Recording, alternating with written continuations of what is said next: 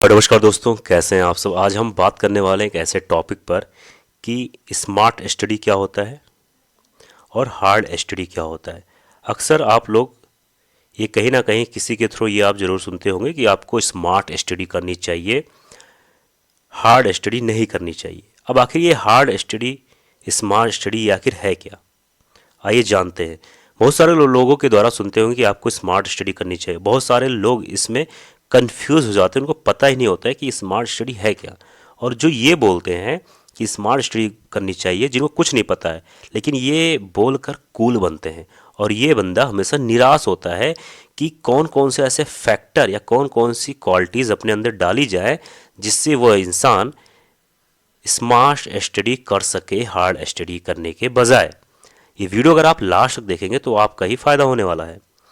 पहले हम लोग इस बात को समझते हैं कि क्या आखिर स्मार्ट स्टडी होता भी है या नहीं। देखो, ये एक पेड़ है, ठीक है। यहां से एक एप्पल नीचे गिरता है। अब ग्रेविटेशनल फोर्स के वजह से एप्पल नीचे आया, ठीक है। अब साइंटिस्ट ने जब इसके बारे में पता किया कि एप्पल नीचे क्यों आया, उसके पीछे कारण है ग्रेविटेशनल फोर्स, ठीक है।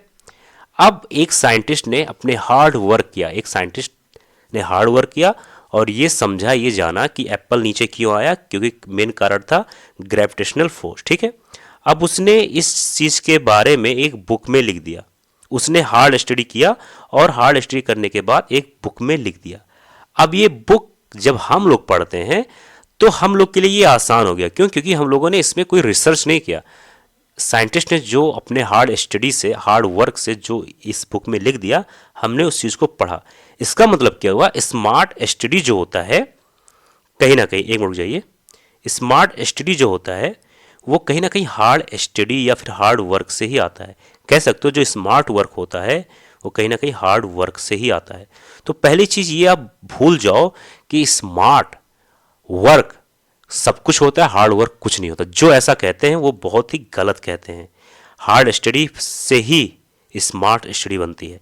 अब आप स्टूडेंट लाइफ में हैं, अगर आप एग्जाम देना चाहते हैं तो आप स्मार्ट स्टडी कैसे करें, ये इंपॉर्टेंट हो जाता है, ठीक है। आइए जानते हैं।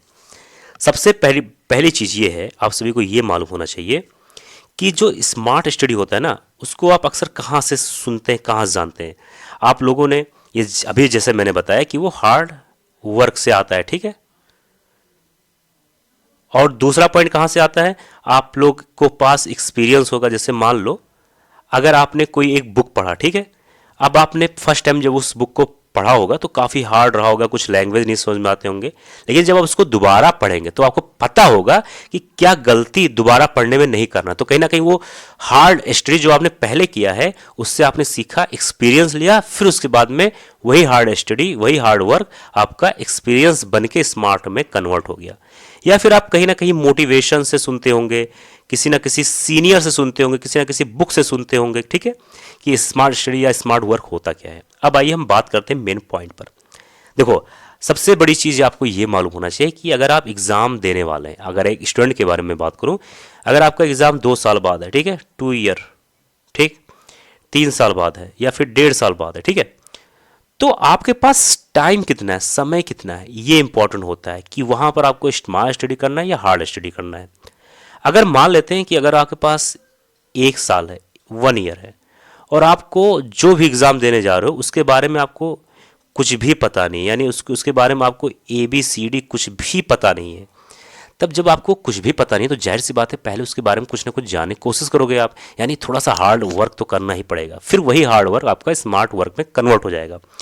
तो पहली चीज़ ये जानो कि टाइम, वो पहले चीज़ ये जानो आप कि आप जो काम करने जा रहे हो, यानी अगर मान लो एग्ज़ाम देने जा रहे हो आप, अगर आप लोग, तो ये पहले मालूम करो कि वो एग्ज़ाम कब है, ठीक है। पहले एग्ज़ाम का डेट जान लो, समय जानो। फिर देखो, एक चीज़ मैं आप सभी से बता दे रहा हूँ। अक्सर आप लोग देखते होंगे कि जो बच्चा 1 साल 1.5 साल कोई किसी भी एग्ज़ाम के लिए पढ़ाई करता है उसका हो जाता है। बहुत सारे बच्चे 4-5 साल तक एग्ज़ाम की तैयारी करते नहीं होता। जानते हो इसके पीछे कारण क्या है? जो 5 साल बच्चा तैयारी करता है उसके पीछे कारण ये है ना, उसको ये नहीं पता होता है कि स्मार्ट स्टडी करनी कैसी। देखो, समझो मेरी बात को। पहली चीज़ आप ये जानो ना कि मान लो एग्ज़ाम कब है। एग्ज़ाम मान लेते हैं 1 साल बाद है, 1.5 साल बाद है, 2 साल बाद है। तो पहले आप ये समझो कि एग्ज़ाम में सबसे ज़्यादा कौन से टॉपिक से सवाल पूछे जाते हैं, कौन से सब्जेक्ट से सवाल पूछे जाते हैं, ठीक है। स्कोरिंग कौन से सब्जेक्ट या फिर किस टॉपिक का ज़्यादा है, ठीक।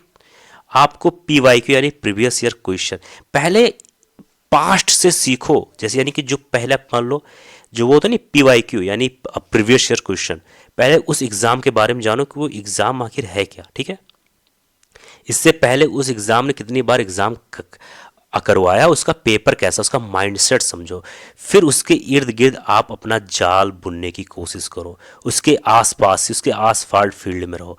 नहीं तो अक्सर बच्चे जानते हो सबसे बड़ी गलती क्या करते हैं, जो जिनका एग्ज़ाम 5-6 साल में होता है, वो नॉलेज के चक्कर में पड़ जाते हैं। देखो नॉलेज एक ऐसी चीज़ है ना कि अगर आप पूरी लाइफ पढ़ते रहो, नॉलेज खत्म नहीं होने वाला है। सबसे बड़ी चीज़ होती है टाइम मैनेजमेंट। आपके पास समय कितना, उस समय में आपको करना क्या है, ये चीज़ सबसे बड़ी चीज़ होनी चाहिए। आपके पास डेली टाइम टेबल मैनेजमेंट होना चाहिए, आपका वीकली, आपका मंथली, आपका ईयरली टाइम मैनेजमेंट होना चाहिए कि यानी कि मुझे 1 साल में 2 साल में जो एग्ज़ाम निकालना है उसके बारे में आपको जानना है, ठीक है। उसके बारे में, उसके सब्जेक्ट के बारे में, उसके टॉपिक के बारे में, उसके PYQ के बारे में, उसी के अनुसार आपको अपना काम करना है। आपको कभी भी एग्ज़ाम देने के समय में नॉलेज बहुत नहीं गेन करना, आपको उतना गेन करना है जितना आपको ऐसा लगे कि ये इम्पॉर्टेंट है, यही इसका कह सकते हो कि ढांचा है। अगर आप ऐसा काम करने लगते हैं तो जाहिर सी बात है आप कम समय में, ठीक है, ज़्यादा से ज़्यादा सक्सेस या नंबर अचीव कर पाएंगे। अब दूसरा पॉइंट, मतलब दूसरा नहीं कह सकते लेकिन अगले पॉइंट पे बात करें हम। देखो जब आप कोई चीज़ पढ़ते हो ना, कोई चीज़ जब याद करते हो, लर्न करते हो, ठीक है, तो आप उसको किस तरीके से पढ़ते हो, किस तरीके से याद करते हो, ये इंपॉर्टेंट होता है। अक्सर लोग बुक पूरा पढ़ते हैं, बुक कई बार पढ़ते हैं, लोगों को पता नहीं होता है बुक में है क्या। आप कुछ भी पढ़ो उसको डेली लाइफ में याद करो। जैसे मान लो अगर कोई बच्चा है, ठीक है, वो कुछ भी पढ़ रहा है, मान लो वो साइंस का स्टूडेंट है, नीट का स्टूडेंट है, मेडिकल का, या फिर सिविल सर्विसेज का एक स्टूडेंट है, मान लो वो इंडियन पॉलिटी पढ़ रहा है, तो मान लो आर्टिकल 19 पढ़ रहा है, या फिर नीट का स्टूडेंट है, कोई भी साइंस में कोई भी सब्जेक्ट टॉपिक जो भी पढ़ रहा है, उसको आप अपने डेली एक्टिविटी से जोड़ो, अपने डेली एक्टिविटी में उसको शामिल करो। उसको आप प्रैक्टिकली जब पढ़ने लगोगे ना, जब उसको आप प्रैक्टिकली याद करने लगोगे तो आपके लिए बहुत ईजी हो जाएगा। इसको कहते हैं स्मार्ट वर्क। तो एक चीज़ ध्यान देना, स्मार्ट वर्क हमेशा हार्ड वर्क से आता है, लेकिन आपको हमेशा नहीं हार्ड वर्क करना है। आपको पहले टाइम देखना है कि आपके पास टाइम कितना है, क्योंकि जब टाइम कम रहे तब आपको स्मार्ट वर्क जो है ज़्यादा करना है, हार्ड वर्क थोड़ा कम करना है, ठीक है। ये सब चीज़ें जो छोटी छोटी बातें हैं, इन सब चीज़ को आपको ध्यान देना चाहिए।